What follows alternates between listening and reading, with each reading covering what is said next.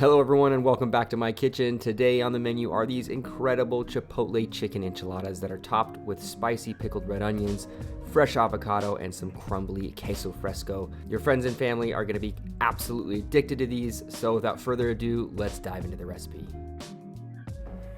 All right, so the first thing I'm gonna get started is just getting the chicken cooked. I'm using dark meat for this because I just love how juicy and just the flavor profile of chicken legs as opposed to white meat. I love breasts as well. It's just a little bit different feel and flavor. So first up, I'm gonna season this with, let's see, some onion powder. I got some blackening seasoning from my buddy Matt, a cook named Matt, and then some paprika and a little bit of salt and pepper.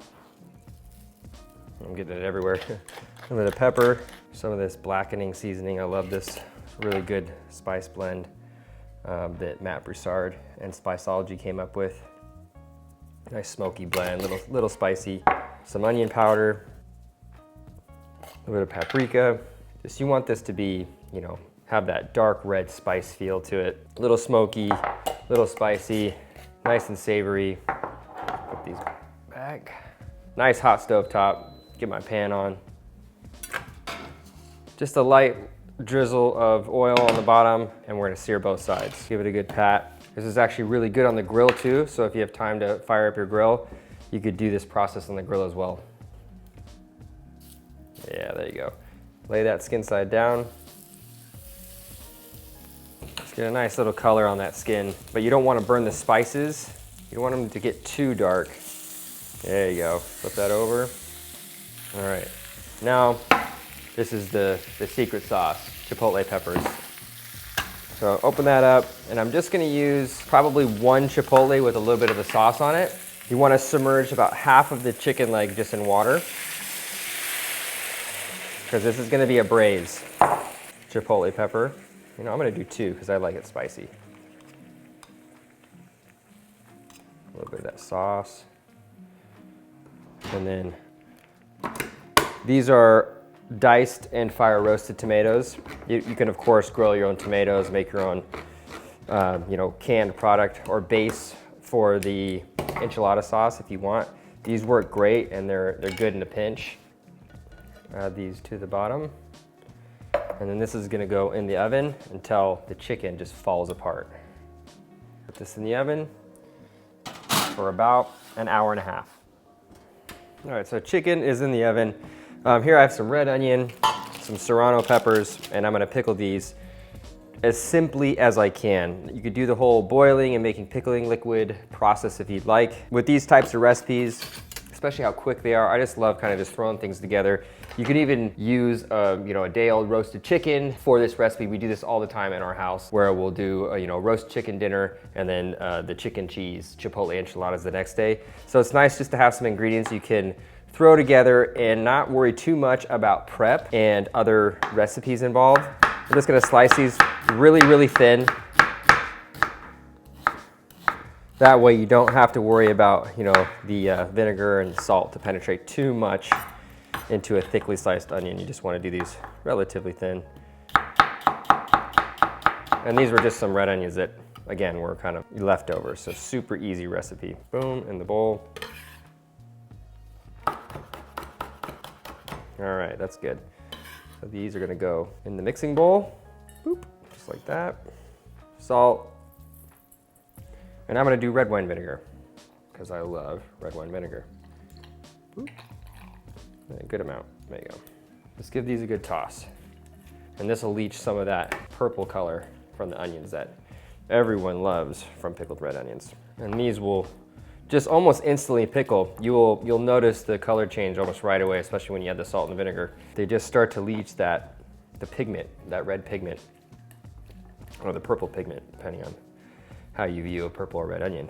And then this is just gonna be this spicy, pickly mix that's gonna go right on top of the enchilada. Super good. And these serranos, I could tell, are very spicy, so it'll be a nice kick. Woo.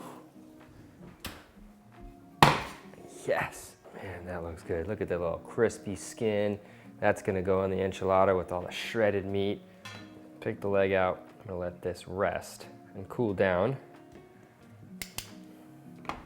Let that cool down for a minute, and then I'm gonna make my enchilada sauce with the chicken drippings, the braising liquid, all the tomatoes, and the chipotle and all that good stuff with the spices. So let me pour this cleanly in the sink real quick. Not in the sink, but this in the sink, you know what I mean. So I don't make a mess.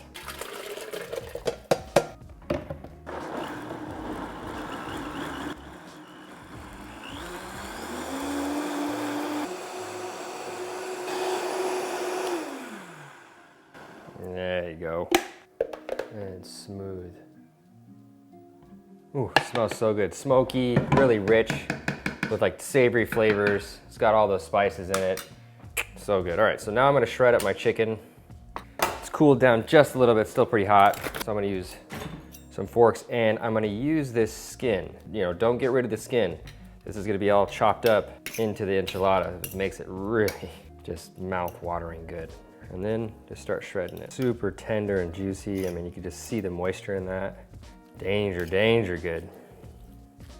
These are gonna be killer. I usually do white meat with the family, and we always eat the chicken legs first, so there's usually almost never any leftovers. So we do enchiladas with white meat a lot. Transfer it to a bowl.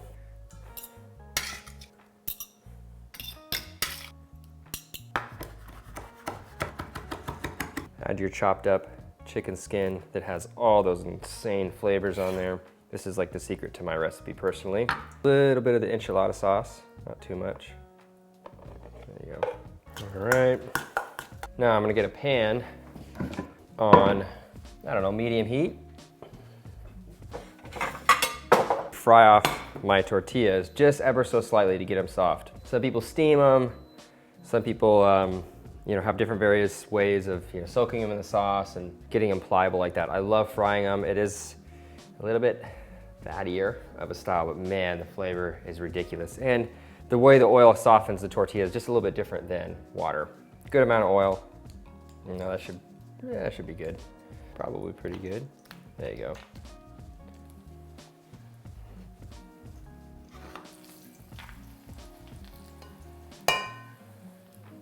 Straight out onto a little paper towel to absorb any excess oil, so it's not just too greasy. It's okay if there's just a little bit of color on the edges, just as long as the middle is pliable. All right, so I'm just gonna do 3 because it's just gonna be me today.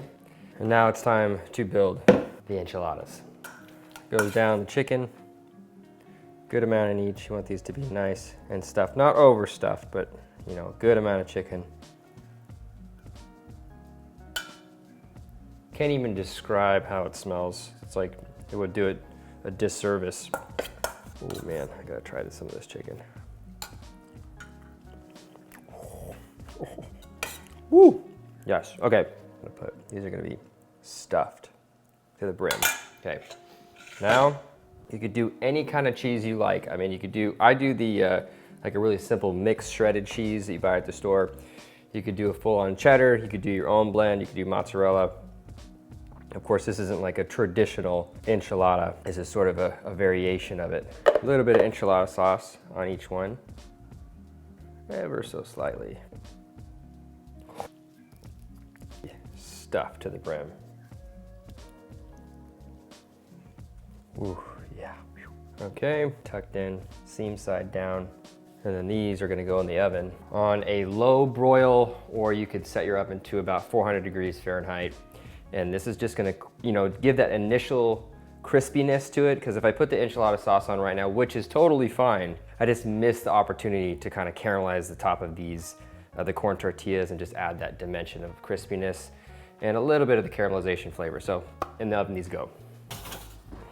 All right, so we're gonna take these out of the oven, and you see that, just that slight caramelization. I mean, it's not fully browned yet, not fully crispified, and that's gonna still absorb some of the enchilada sauce. So I'm gonna pour some of the sauce just right down the middle. Make sure you keep the edges exposed because you wanna keep the crispiness. You want a good amount of sauce too, because this is just it's gonna slightly dehydrate and become just ever so, you know, slightly sticky and delicious.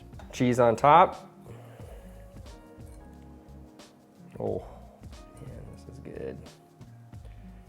And this is gonna go back in the oven for 5 or 6 minutes to get this melty. They look sublime.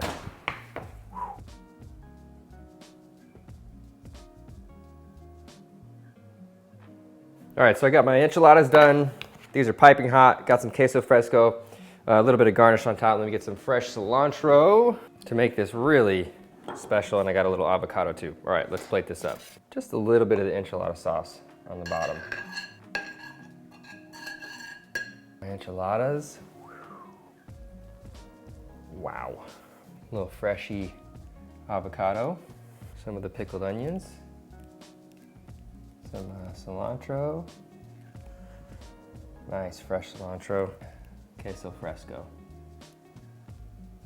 And there you guys have it. Chipotle chicken enchiladas, pickled onions, serrano peppers, cilantro, queso fresco. Holy smokes.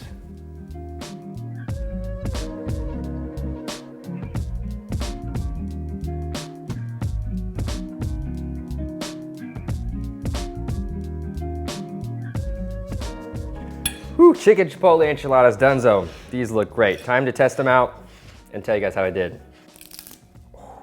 You hear that? Oh man, that makes me really excited. Oh, dang. Saucy, cheesy, tender chicken, loaded with the flavor. You get a little bit of that chicken skin every now and again, and then the crunchy edges. Come on. This is definitely a winner in so many different ways. Super easy to make. Loads of different variations of this, lots of ways to customize it, kind of make it your own. I almost did a green sauce version of this, which I might do in the near future, so let me know if you guys want to see that recipe. Hope you guys enjoyed this recipe. If you did, subscribe to my channel. Make sure you click the notification bell so you get my videos when I post them. Give this video a big old like if you guys enjoy the content. The ingredients for this will be in my description box, along with some equipment links and some other good stuff. And yeah, I'll see you guys next time with another recipe. Later, guys.